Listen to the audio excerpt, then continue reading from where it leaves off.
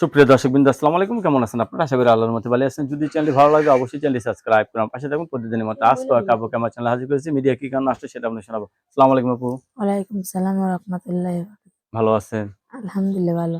যাক, সবসময় বোরকা টোরকা পরেন না? অবশ্যই নামাজ টামাজ পড়েন? পড়ি। বিয়ে হয়েছিল?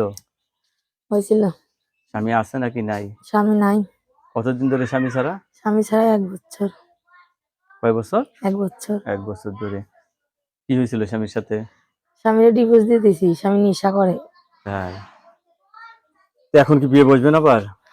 দেখি ভালো মনে যদি আল্লাহ পাওয়ায় তাহলে ইচ্ছা আছে করব। ছেলে যে বয়সের সমস্যা আছে? কোনো সমস্যা নাই।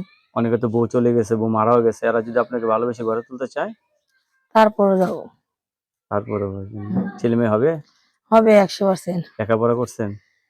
করছি হালকা পাতলা। ফ্যামিলিতে কে কে আছে? ফ্যামিলিতে মা আর আমি আছি। কি নাম আপনার? সীমা। সীমা। দর্শক, এই সীমা আপু অত্যন্ত সরল সোজা মানুষ। তো আপু বিয়ে বসতে চাচ্ছে।